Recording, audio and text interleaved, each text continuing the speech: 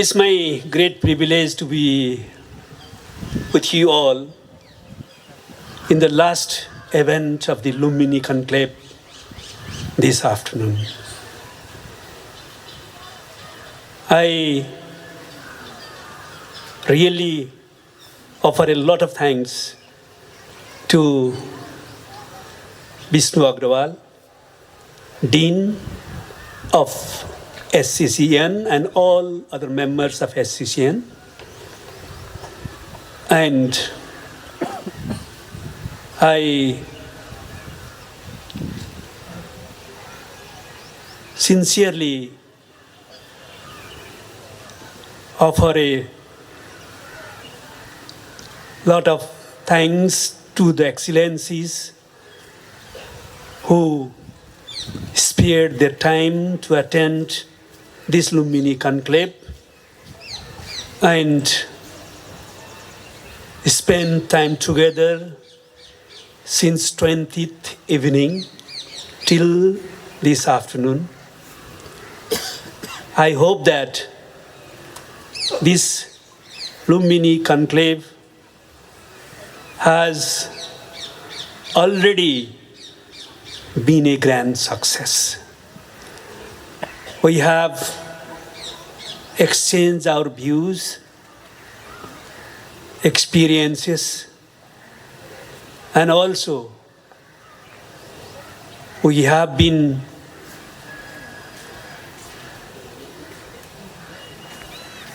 developing a sense of commitment from the inner heart for global peace.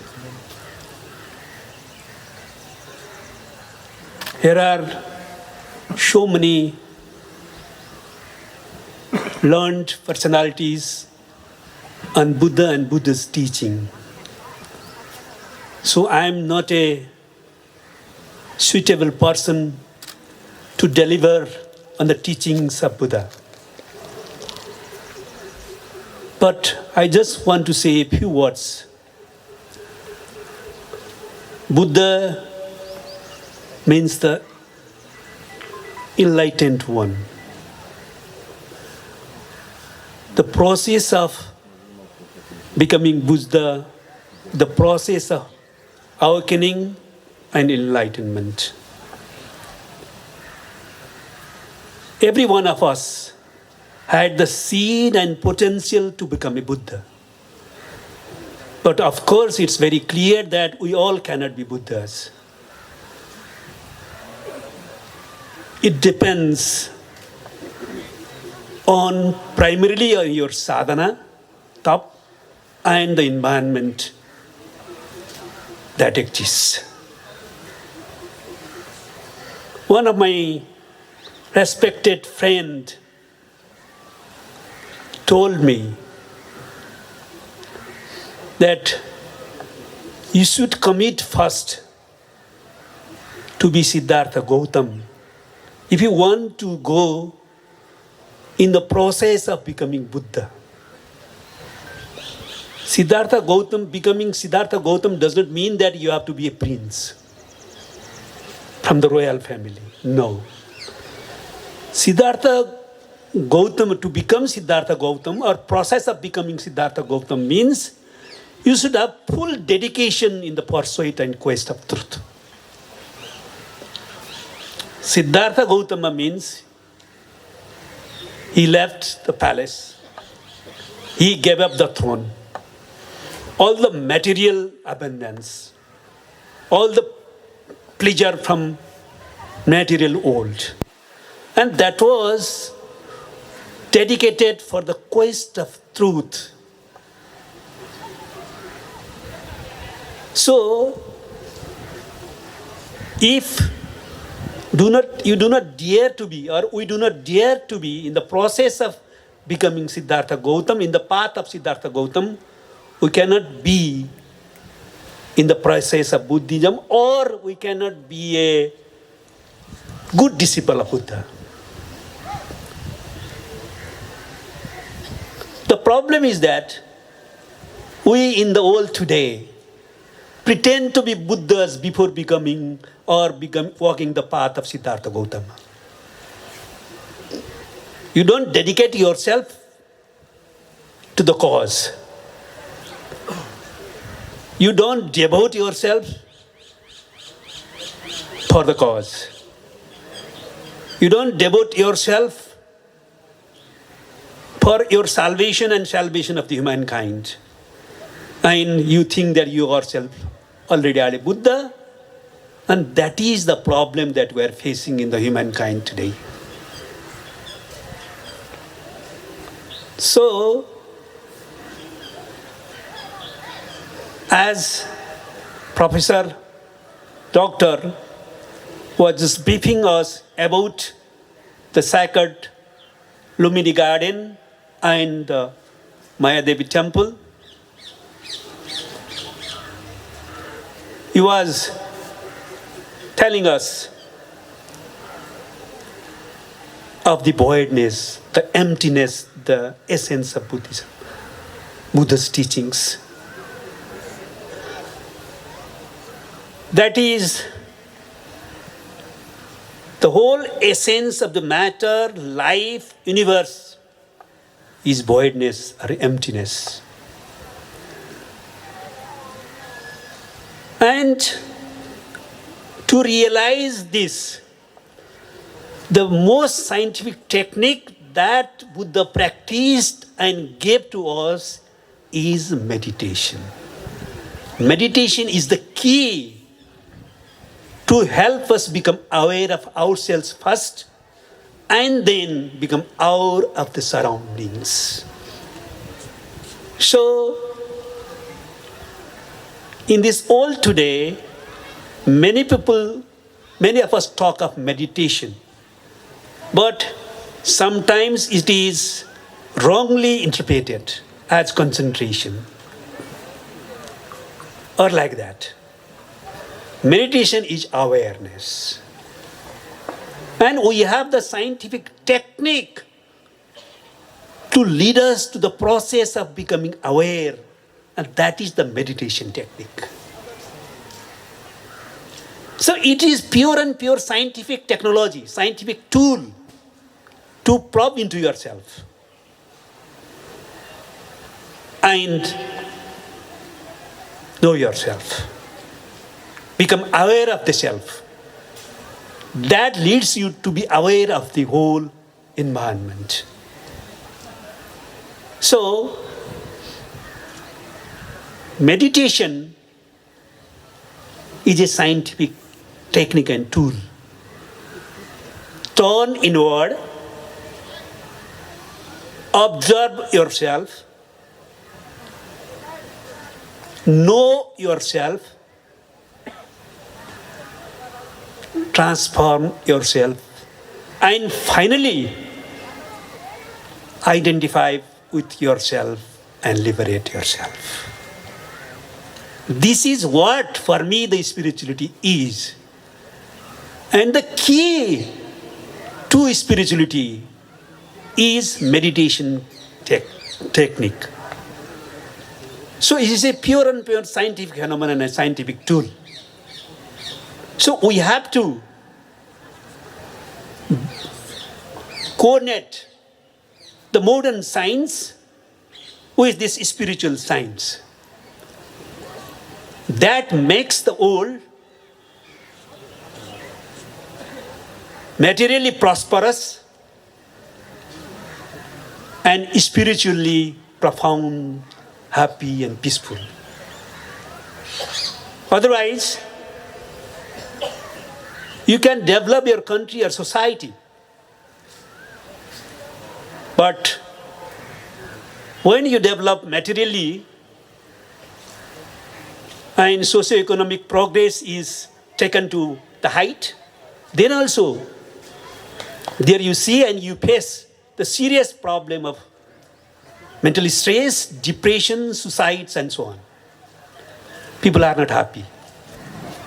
People are aspiring for peace. People are aspiring for their liberation.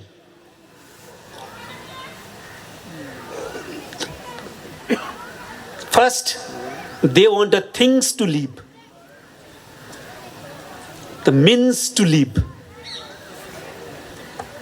But ultimately, comfort life won't be the ultimate solution for your happiness and peace. You have to coordinate it, you have to join it with spirituality. And spirituality may not be necessarily linked with any organized religion. What Buddha taught us is not faith. Buddha was always against any faith. Be critical. Experience yourself the truth and only then accept it and practice it. That was the teaching of the Buddha. Buddha particularly said, don't follow me because I said, or your other ancestors said, or your scriptures explained or just wrote. No. You have to experience the truth by yourself. Be critical. When you feel that it is true, when you experience that it is true, only then you accept it. Only then you practice it. That was the approach, the critical and dialectical approach of Buddha. So it is different than other organized religions. We have full respect to all the religions and the religious people. But you may be Christian, and you can internalize the meditation technique given by Buddha and meditate. Your Christianity is not hampered. You can be a Islam or Muslim, and you can practice this sort of meditation technique given by Buddha, the Vipassana meditation, and your Islam is not at danger and at risk. So, even Hindus, so it's a critical scientific approach and teachings of Buddha. I have a written speech here, I didn't like to read it. This is what I wanted to communicate to you. I was the Home Minister before I came into this foreign ministry. Before 2 weeks. Not exactly 2 weeks, or less than that. I was the Home Minister, Deputy Prime Minister, Home Minister. I conducted meditation session for our secretaries, joint secretaries, officers of my ministry. Not only that, IGPs, AIGPs, police officers, second session of meditation to them. And I decided to conduct the meditation session in the ministry itself. I gave the written instruction in the ministry, come to the office, first practice meditation for 15 minutes, only then work. People ask me, aren't you wasting 15 minutes government time for nothing, that sort of thing like meditation? No, I asked him. And that was the question raised in the parliamentary committee. I answered, do you sleep every day, every night? Every night, do you sleep? Why to sleep? You work the whole night, 7 hours, 8 hours. Why don't you work? Because sleeping means you take rest. It is quite necessary and it is quite natural to take rest for 6 to 8 hours every night so that you can be fresh and energetic for another day. Is not that the law? Then why don't you spare some time for meditation and you will be more fresh, more energetic, more productive, you will be in a state of rest, praise. You'll be calm. You'll observe yourself, reform yourself, transform yourself, and go to work. It helps you. The people will get more benefit from the person who has meditated. Good governance. And for good governance, not law only, not administrative orders only, is enough. You have to make your friends who are working with you and the people who are in the society also be reformed to maintain the good governance in the government machinery and the society. When you have your staff, officers who has meditated, meditation practitioner, and he's stress-free, or at least he has lowered down his stress level. He is little happy with all the things that he is to engage with. Take it the reality as it is. Accept the reality as it is. He don't encourage him to take the grab. Don't take anything under the table and do something for that. So he's responsible to the people. He's focused on his work. He's not the product given by the meditation. So meditation is helpful in maintaining good governance, I said. And still, I am planning to start the meditation session for my officers in the foreign ministry too. So it's not at all related to any organized religions. Leave it. Whatever be the religion you have faith in, you accept it, you internalize it, you do your rituals under it, no problem. But you practice the meditation, get stress-free, take deep rest. That gives you deep rest. You become more focused. You become more energetic. You will reform yourself, giving up the bad habits and bad attitudes, and you'll yourself be going on transformation, and you'll also transform the people and be more patriotic and service-oriented. That is the thing. So at this moment, I just wanted to touch upon my understandings on the essence of Buddha's teachings and meditation techniques and its contribution. Excellency Ambassadors, I can guarantee you one thing. I can guarantee if you practice meditation, it will definitely contribute and you will take the advantage from it. I can guarantee.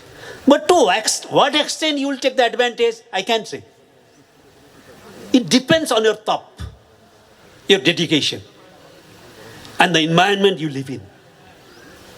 For advantage, I am the man who try to speak the truth. I do what I speak. I speak what is true for me and I do according to that. So it's guaranteed. You practice it.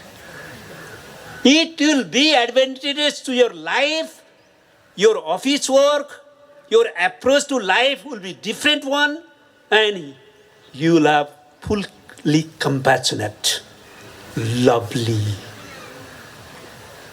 good work doing, energetic, and our relations will be more deeper, stronger, and we, different countries, their governments, their people will be closely linked and cooperative to each other. So it's my appeal only. So I don't want to go in detail, just I want to repeat one sentence of Secretary General Guterres when he came here at this very site and spoke. I quote, "From these sacred gardens, I call on the world to act now for peace," unquote. And dear friends, lastly, now I would like to convey a message of peace from this sacred place, Old Heritage Site, amidst your gracious presence, and invite you to join me. Peace message. Throughout history, Lumbini, the birthplace of Gautam Buddha, has stood as a beacon of hope and inspiration for humanity, a reminder that even in the face of adversity, the light of peace can never be extinguished. Recognizing the yearning for peace, for prosperity, and expressing commitment to global solidarity and understanding, in the spirit of the Buddha's teachings, the Lumbini Conclave, organized under the auspices of the Ministry of Foreign Affairs and Honorary Consular Corps, Nepal, with participation by ambassadors and representatives of various countries, underscores the following messages. Amidst the turmoil and uncertainty that grieve our world, may we pause and reflect on the timeless wisdom that emanates from the land of Buddha, Nepal. As we extend our hands for friendship and goodwill, may we sow the seeds of peace and forge bonds of understanding, and build a future where peace and prosperity receive unconditional priority by all. As we tread the path towards peace, may we emphasize the dialogue over discord, empathy over enmity, and compassion over conflict. With utmost compassion, hope in our hearts, and peace as our guiding light, may we embark on a journey together towards a brighter, more peaceful future. May peace prevail on the earth. Thank you.